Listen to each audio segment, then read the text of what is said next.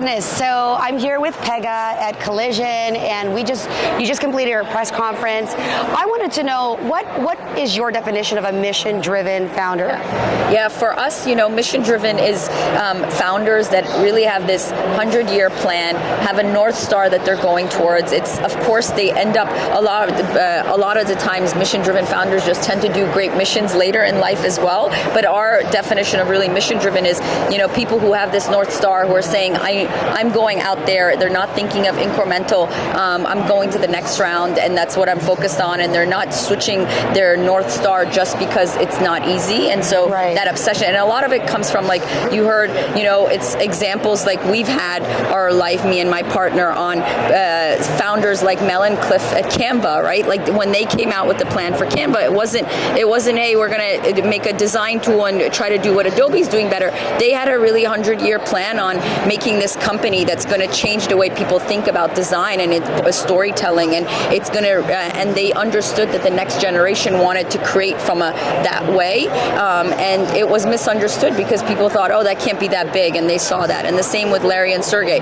They weren't just trying to be the 12th search engine. They were saying the world is going to be different, and the internet is going to be really at the cusp. And they had a unique insight that said people just don't want ads. They want to get to answers, and they want to use this crazy thing that had come out at the time and wasn't as big as it is now on getting to information, getting to what they wanted faster, not necessarily being distracted with weather and horoscope and all this other stuff. And so they understood that and built the company around speed of getting your results, around getting better results, all this stuff. So that obsession was around that, and that was really their North Star on how that's going to change everything. And now it's one of the most valuable companies. So, I know, and I have it. I don't know, everybody has it. I have teams that have it.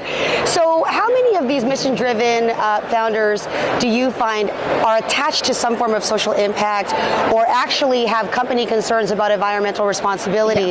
Is it usually always the case?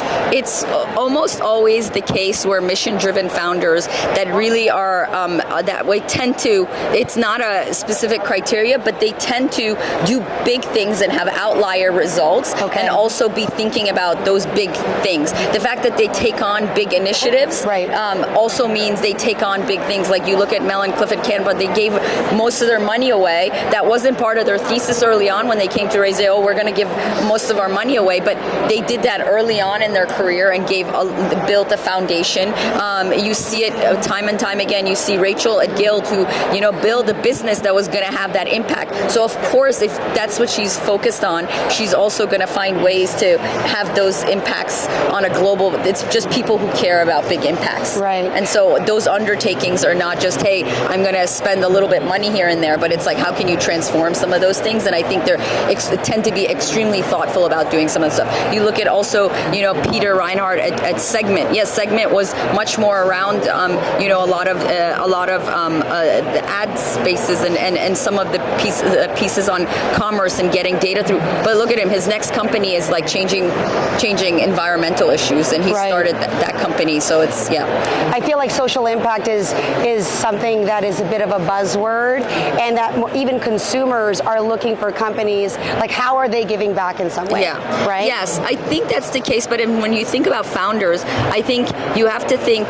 those social impact, environment. These are not easy problems, right? No. Like they're big problems. They take not just money. They take new ways of thinking about it. They take really helping people transform the way they're living, and whether it's with technology, whether it's with reimagining new business models. And you think about who's going to solve those problems. It is the people who are big thinkers to begin with. It is the Elons working to build a car, that seems big, but it's those types of big thinking that are going to actually make massive shifts there. It's not the increments that are going to do it. I love that. And how did you and Wesley get together? What's the story there? Wesley and I both lived in the same dorm when we were at MIT. So we've known each other so a long time. So you're former roommates? Not really, no. But we were in the same dorm. That's right. And we've, I went on to Morgan Stanley, and I worked on some of the best IPOs, including Google's and others in the tech space, and went on to become CIO of Morgan Stanley. And he had this tremendous career at Google. He was one of the early product folks and built the Google ad system, Google Analytics, Google Voice, and was at GV very early, and was at Felices after that. So we've been known each other for a long time and have been working together with each other on things, especially the last 7-8 years. And so it just was it made sense. We love working together. We have different takes. He's the product guy. I'm the go-to-market person. So it's just a combo that works. Perfect match. Yes. No, I'm also a matchmaker. That's why. So my last. I'm married. I'm not trying to recruit her. No. Having said that, I love the fact that because of your backgrounds, like it seems to me that you don't look at yourself as a woman. You're a human being. He looks at himself as a human being. I would have asked, what would you say to a woman? But what would you say to any entrepreneur that's looking to, that's thinking big? Like, what would be the most important thing for them in finding their community? Yeah, I would say. Sorry. Okay. Yeah. Okay. You want to join us or not? Yeah, I'll come back. We're done. Okay. Last question. And I would say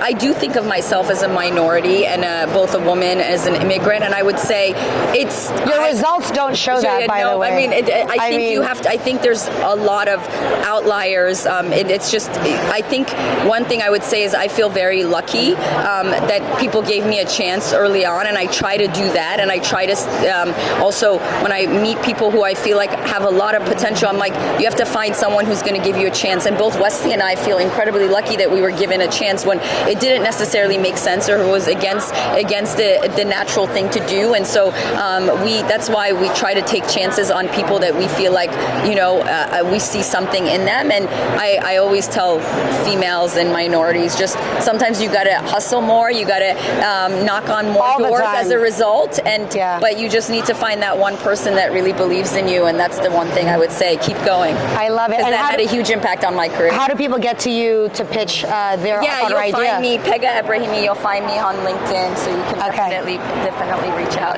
Thank you so much. Can I give you a hug? Yes, of course.